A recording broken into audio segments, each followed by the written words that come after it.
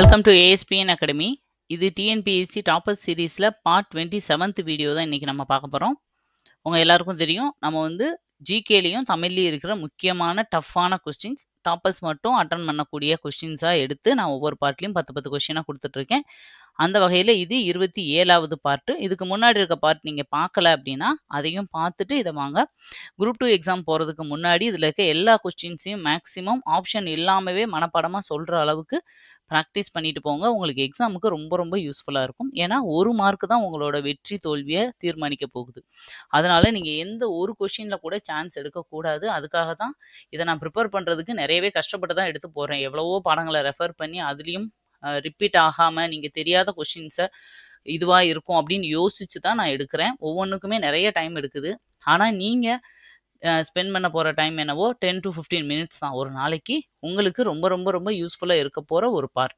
அதனால் உங்களை மாதிரி ப்ரிப்பேர் பண்ணிகிட்டு இருக்க உங்களோட ஃப்ரெண்ட்ஸ் ரிலேட்டிவ்ஸ் யாராக இருந்தாலும் இந்த வீடியோவை சஜஸ்ட் பண்ணுங்கள், ஃபாலோ பண்ண சொல்லுங்கள். ஓகே, இப்போ இந்த வீடியோக்குள்ளே போகலாம். ஃபர்ஸ்ட் கொஸ்டின் பாருங்கள். கிழக்கு கர்நாடகத்தில் துங்கபத்ரா நதியின் கரையில் உள்ள விஜயநகரம் இருந்த இடம் தற்போது டேஸ் என அழைக்கப்படுகிறது.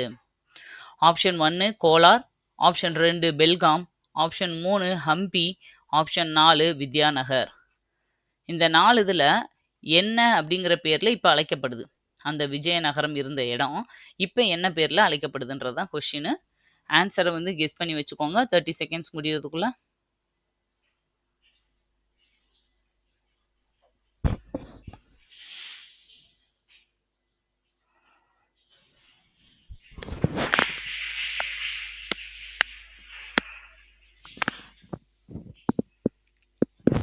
ஓகே, இதுக்கான சரியான விடை என்னன்னு பார்க்கலாம்.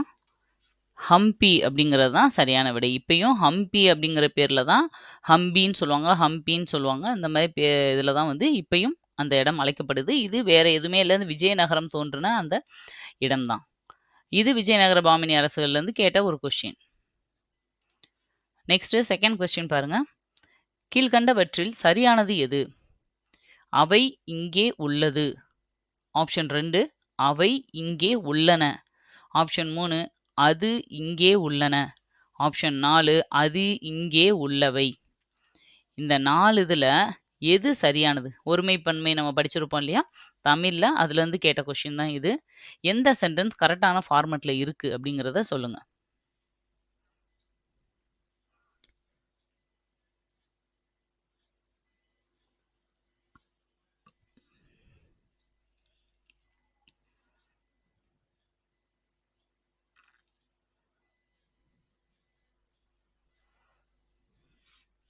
இதுக்கான சரியான விடை பார்ப்போம். பாருங்கள், அவை அப்படின்னு வந்துட்டா முடியும் போது ப்ளூரலில் வரணும். ஏன்னா அவைன்னும் போது அது நிறைய குரூப் ஆஃப் பீப்புளோ இல்லை பீப்புள் சொல்ல முடியாது, நான் லிவிங் திங்ஸை சொல்கிறது. ஓகேவா?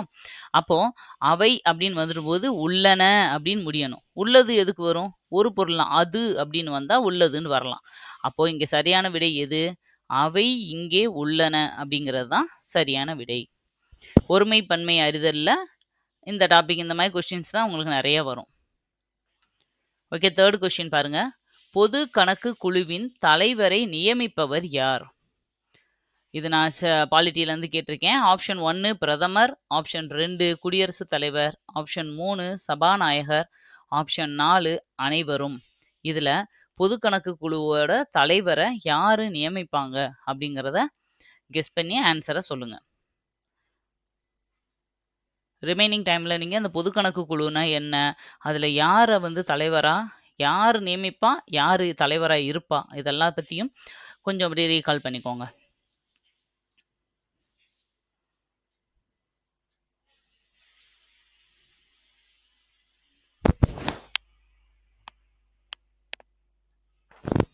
ஓகே, இதுக்கான சரியான விடை என்னன்னு பார்க்கலாம். சபாநாயகர் அப்படிங்கிறது தான் சரியான விடை. ஏன்னா மோஸ்ட்லி நம்ம குடியரசுத் தலைவர் தான் நிறைய இதுக்கு வந்து பதவியை வந்து நியமனம் பண்ணுவார், அவர் தான் பதவி பிரமாணம் செஞ்சு வைப்பார்.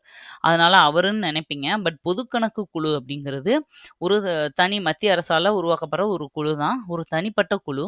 அந்த குழுவுக்கு மோஸ்ட்லி எதிர்க்கட்சி தலைவர் தான் தலைவராக இருப்பார். ஏன் அப்படின்னா அந்த கணக்கு வழக்கெல்லாம் பார்க்குற இடம் மெயினாக. அப்போது ஆளுங்கட்சியே இருந்துச்சுன்னா கண்டிப்பாக ஊழல் வந்து நிறைய நடக்கிறதுக்கான வாய்ப்பு இருக்குன்னு போது எதிர்க்கட்சி தலைவர் அதில் தலைவராக இருக்கும்போது என்ன ஆகும்?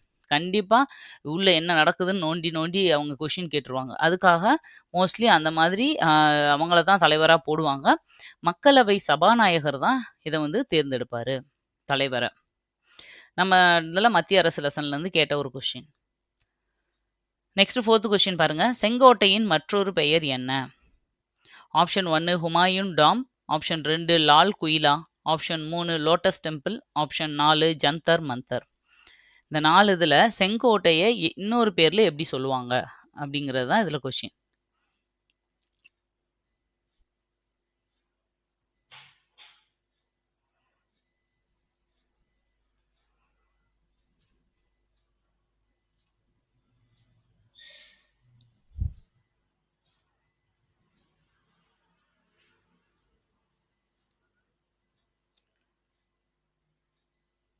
இதுக்கான சரியான விடை என்னன்னு பார்க்கலாம்.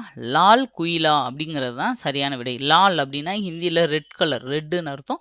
குயிலா அப்படின்னா கோட்டைன்னு அர்த்தம். அதனால லால் குயிலா அப்படின்னு சொல்லுவாங்க. மற்ற பிளேசஸும் எல்லாமே டெல்லியில இருக்க பிளேஸ் தான். ஹுமாயூன் டாம்ப்ன்றது ஹுமாயூனோட நினைவிடம். லோட்டஸ் டெம்பிள்னு ஒரு இது இருக்கு. ஜந்தர் மந்தர்னு ஒன்று இருக்கு.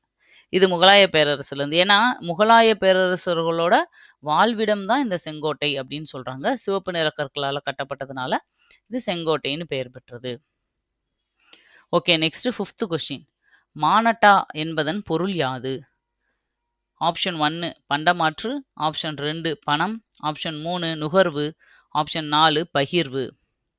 இந்த 4 இதில் மானட்டா அப்படின்னா என்ன அர்த்தம்? எக்கனாமிக்ஸ்லேருந்து கேட்ட ஒரு கொஸ்டின். ஆன்சரை தெரியாட்டியும் கெஸ் பண்ணுங்க.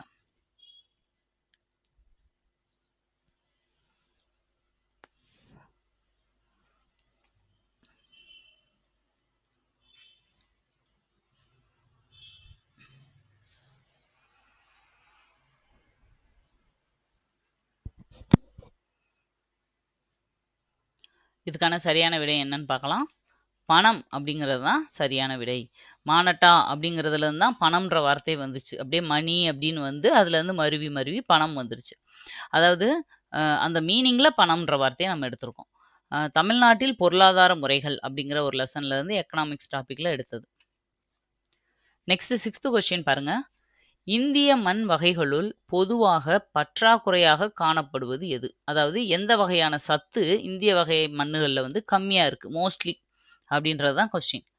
Option 1 manganese, option 2 calcium, option 3 nitrogen, option 4 இரும்பு.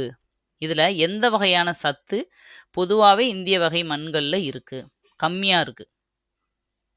நீங்கள் நல்லா யோசிச்சு பார்த்தாலே எந்த மாதிரி உரங்கள் அதிகமாக அடிக்கடி வாங்குறாங்க மண்ணோட சத்தை அதிகப்படுத்துறதுக்கு அப்படிங்கிறத நீங்கள் கெஸ் பண்ணாலே ஆன்சர் ட்ரை பண்ணலாம்.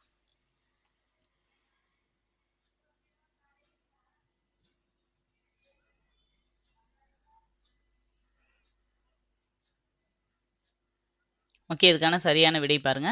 நைட்ரஜன். நைட்ரஜன் சத்து தான் மோஸ்ட்லி இந்தியாவில் இருக்க மண்ணுகளில் வந்து அதிகமாக வந்து இப்போ மனிதர்களுக்கு அதிகமாக விட்டமின் டிஃபிஷியன்சி இருக்குது நார்மலாகவே இந்தியர்களுக்குன்னு சொல்கிற மாதிரி மண்ணில் வந்து நைட்ரஜன் டிஃபிஷியன்சி அதிகமாக இருக்குது. அதனால தான் நைட்ரஜன் சம்மந்தப்பட்ட உரங்கள் நிறைய அடிக்கடி வாங்கி போவாங்க. NTP அந்த மாதிரி. ஓகேவா? நைட்ரஜன் சத்து தான் அதிகமாக கம்மியாக இருக்கிறது இந்தியாவில். இந்திய மண் வகைகள் அப்படிங்கிற ஒரு ஜியாகிரபி லெசன்ல தான் இந்த கொஷின் எடுத்திருக்கேன். ஓகே, நெக்ஸ்ட் கொஸ்டின் பாருங்க. டேஸ் என்பவர் ஆங்கிலேயருக்கு மதராச பட்டணத்தை மானியமாக வழங்கினார்? Option 1 Damarla Venkatapathi, option 2 Chennappa Nayakar, option 3 Sriranga Rayalu, option 4 Thimmappa. இந்த 4 பேர்ல இந்த மொத்த மதராச பட்டணத்தையும் மானியமா பிரிட்டிஷுக்கு கொடுத்தவர் யாரு?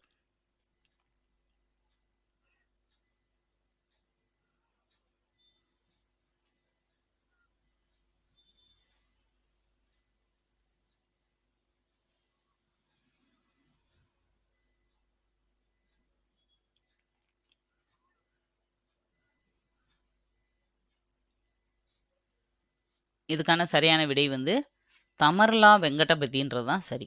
நீங்கள் மோஸ்ட்லி சென்னப்ப நாயக்கர் அப்படின்னு நினச்சிருப்பீங்க. ஆக்சுவலாக என்னன்னா இந்த தமர்லா வெங்கடபதியோட அப்பா தான் சென்னப்ப நாயக்கர்.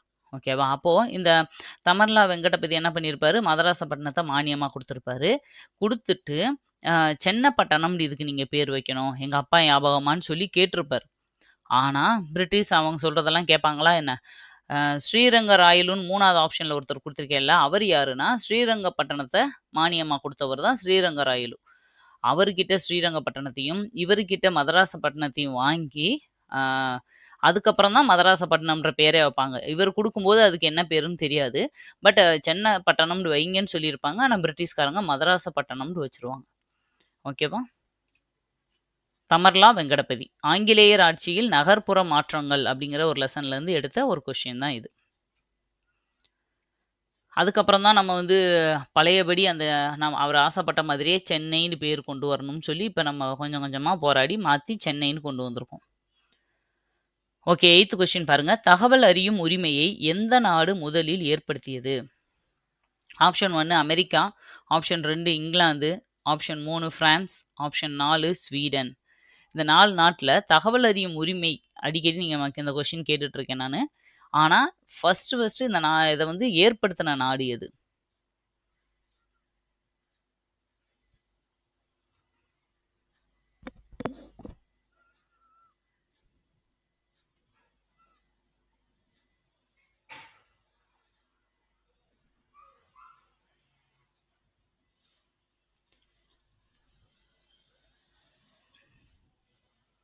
இதுக்கான சரியான விடை வந்து ஸ்வீடன் அப்படிங்கிறது தான் சரியான விடை. ஸ்வீடன் நாட்டில தான் முதல்ல தகவல் அறியும் உரிமை சட்டத்தை அறிமுகப்படுத்தியிருக்காங்க. நெக்ஸ்ட் 9th கொஸ்டின் பாருங்க. இந்தியாவின் மிக நீளமான சாலையின் பெயர் என்ன?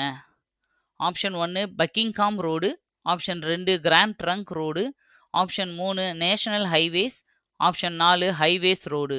இதுல இந்தியாவோட மிக நீளமான சாலைகளை பொதுவா என்ன பேர்ல அழைப்பாங்க அப்படிங்கிறது தான் கொஸ்டின்.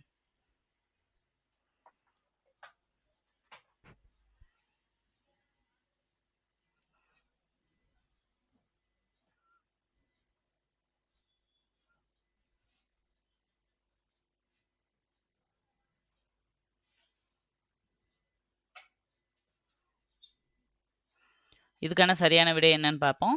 கிராண்ட் ட்ரங்க் ரோடு அப்படிங்கிறது தான் சரியான விடை.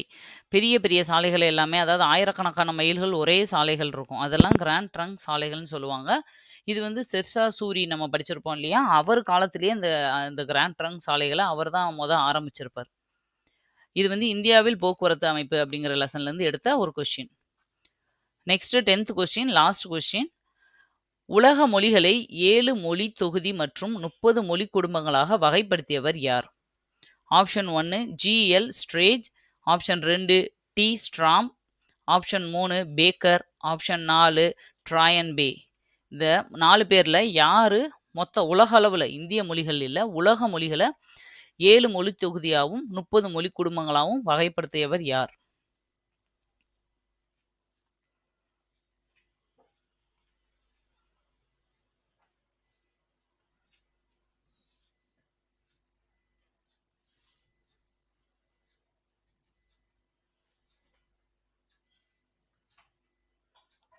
இதுக்கான சரியான விடை ஜி.எல். ஸ்ட்ரேஜ் அப்படிங்கிறது தான் சரியான விடை. இவர் தான் 7 வகையாக பிரிச்சிருப்பாரு. கலாச்சாரம் மற்றும் அரசியல் புவியியல் அப்படிங்கிற லெசனில் இது கொடுத்துருப்பாங்க. அந்த 7 பிரிவு என்ன அப்படின்னா இந்தோ ஐரோப்பிய மொழி, சீன திபெத்திய மொழி, ஆஸ்ட்ரோ ஆசியாட்டிக் மொழி, ஆப்பிரிக்கன் நைஜீரியன் மொழி, சூடானிக் மொழி, யூரல் அல்டாயிக் மொழி, திராவிடியன் மலாயோ மொழி, கடைசியில் வந்து ஆஸ்ட்ரோ ஆசியாட்டிக் மொழி, பாலியோ ஆசியாட்டிக் மொழி. இந்த மாதிரி அவர் 7 வகையாக பிரிச்சிருப்பாரு. அந்த லெசனில் இருக்கும், நீங்கள் செக் பண்ணி பார்த்துக்கோங்க. 10 கொஸ்டினும் முடிஞ்சிருச்சு. உங்களோட ஸ்கோர் என்ன அப்படிங்கிறத இதில் நீங்கள் செக் பண்ணி பார்த்துக்கோங்க. இதே மாதிரி எக்ஸாம் போகிறதுக்குள்ளே மேக்ஸிமம் என்னால் எவ்வளோ பார்ட்ஸ் வந்து கவர் பண்ண முடியுமோ உங்களுக்கு கவர் பண்ணி கொடுத்துட்றேன். கண்டினியூஸாக ஃபாலோ பண்ணிகிட்டே இருங்க. ஓகே, மறுபடியும் இன்னொரு வீடியோவில் உங்களை மீட் பண்ணுறேன். Thank you, by.